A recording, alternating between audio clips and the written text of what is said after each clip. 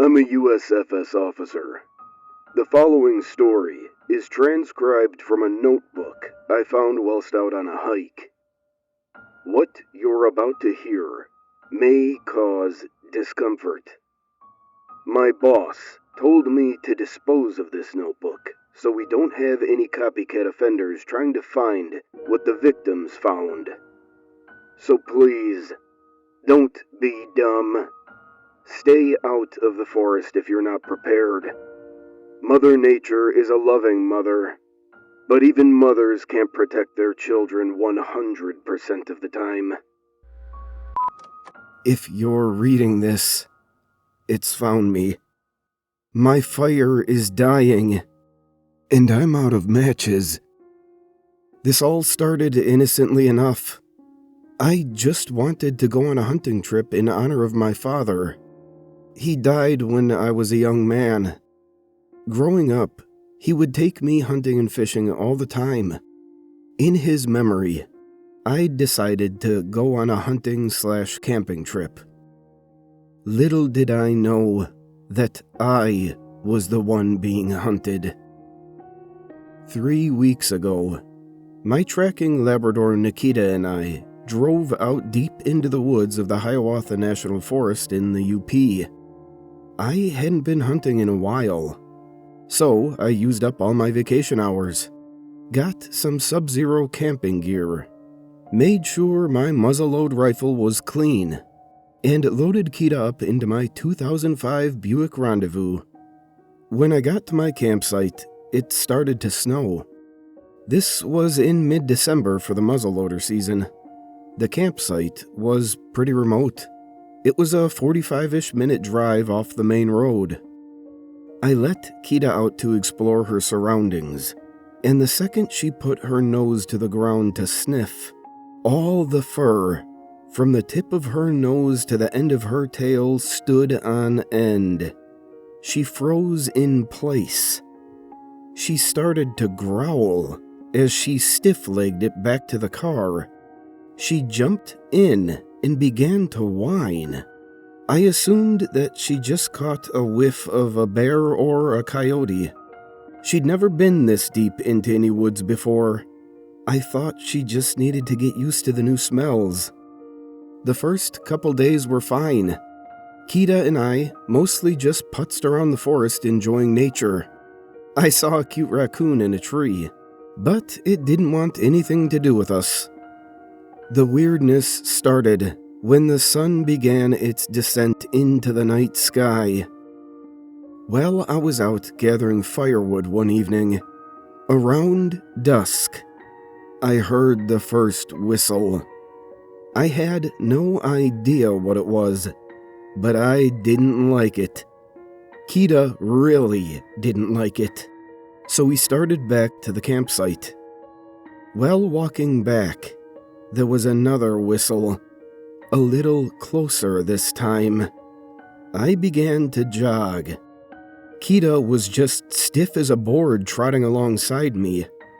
I could just see the campsite now. The last whistle sounded like it was right behind me. I could practically feel the breath on my neck. I'd burst into a full-blown sprint now. Just before I could reach the site, my foot caught on a hidden tree root. An unbelievable pain jolted up my leg. I felt a crack in my ankle. I didn't need a medical degree to know that I'd broken something in my ankle or foot. That's when I noticed my car. It looked like a bear had gotten into it. The damage seemed really bad in the dark. At least one flat tire and broken windows. I hopped in to see if I could start it up. The engine wouldn't turn over. This damned cold was doing a real number on the electrical system. My ankle was gonna have to wait to see a doctor until the next morning. Hopefully it'll warm up enough, and I can change the tire and get out of here. I managed to get a fire going, and I was cooking up yet another hot dog for me to eat while I was nursing my ankle. The fire was bathing me in its warm glow, and I fashioned a pretty shoddy splint, when all of a sudden, Kita's nose shot straight up. She was looking just past where the light of the fire illuminated the surrounding area. Just past the car, she began to growl deep in her guts. I'd heard her growl before, like when the mailman dropped off packages at our front door. This was different. This was deeply defensive. A guttural, primal growl, as if she were channeling the early domesticated wolves. The fire's heat went cold. As I looked around us, with my pistol in hand I had brought for defense, what little color there was in this winter wasteland was leached out, almost as if it were trying to hide itself. Then I heard it. Another whistle. A 3-part tune that went low, high, low.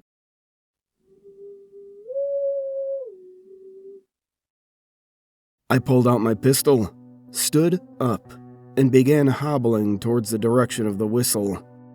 I figured it wasn't impossible that someone else had found us. During the summer months, this site was really popular with the backpacking community. The snow was crunching and squeaking beneath my feet. I was unbelievably cold. When I got to the back of my rendezvous, I saw the prints the whistler left behind. They looked like oversized dog prints, but the toes were too far from the pad, and they were webbed. They led off into the woods towards the pond I'd gotten my water to quench the fire from. I looked back and the fire was dying. Kita was also desperately trying to get into the tent. I'd concluded that it was time to go to bed. I started up the kerosene heater, popped a couple ibuprofen, made sure Kita was covered up, and crawled into my sleeping bag. I kept my pistol always within reach. The next morning I was planning on leaving. I'd communed with nature, and nature told me to get out. The whistler had other plans. I reassessed the damage to my car in the morning in the hope that I could fix it. I needed to get out of here. The damage was far worse than I could see in the dark. Every tire was slashed. Every window was broken. All my seats were torn to ribbons.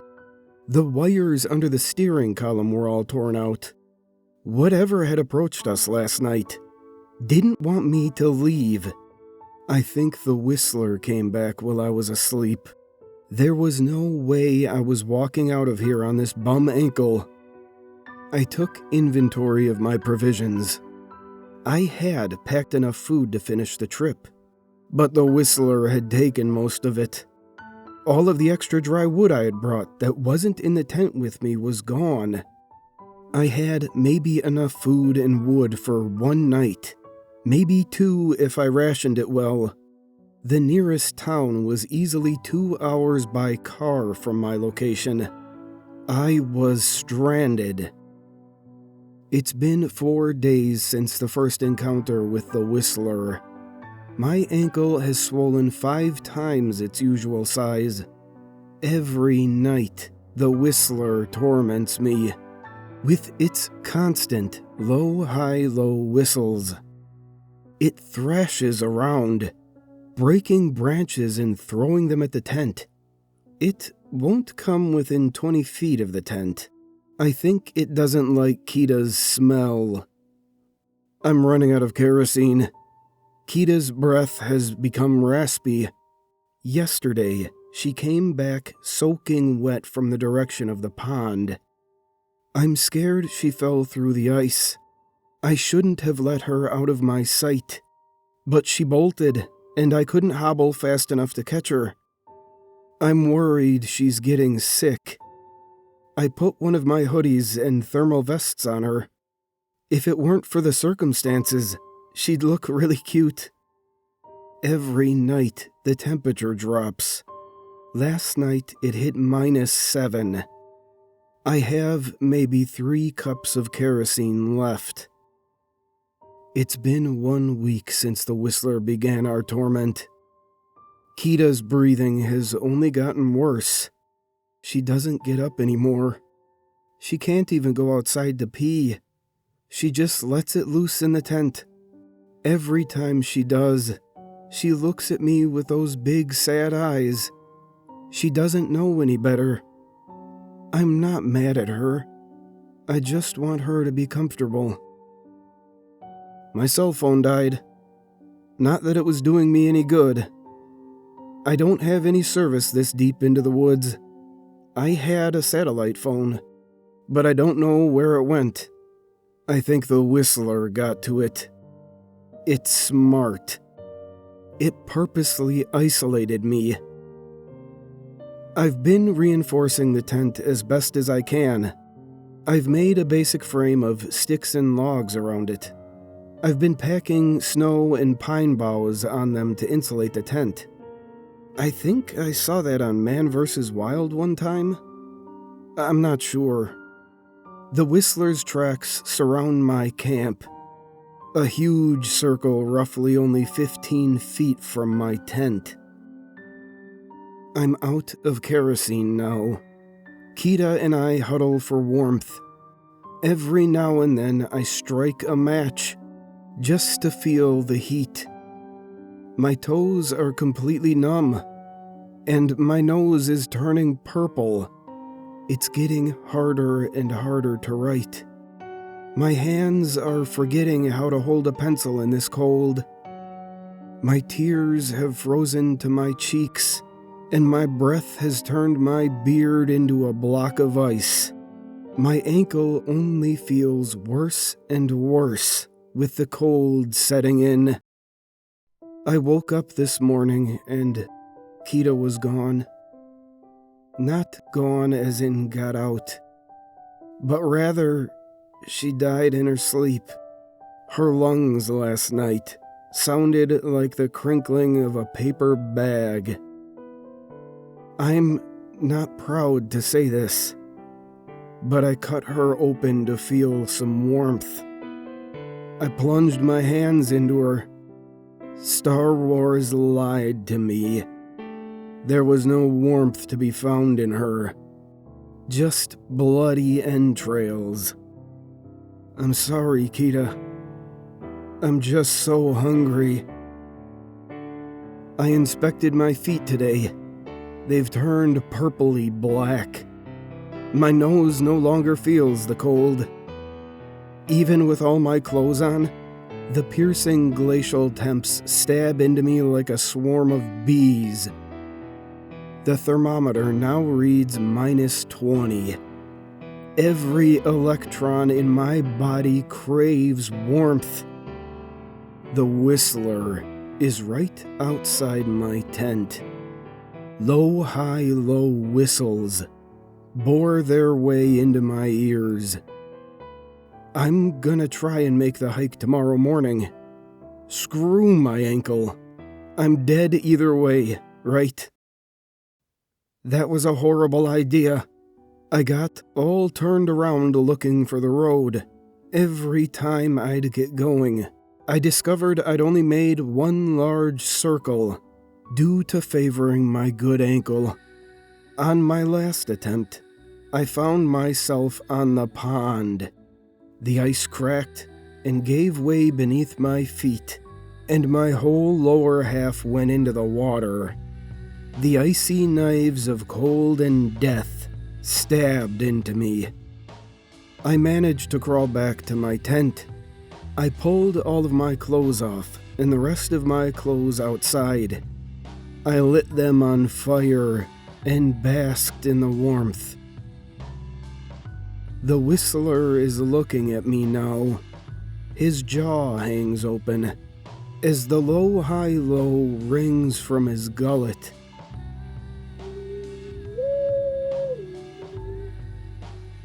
His enormous furry body looks so warm. I crave his embrace. His maw is ready to strike. This is the last entry in my journal. He looks so hungry. I'm so cold. Maybe I shouldn't have posted this. Maybe my boss was right.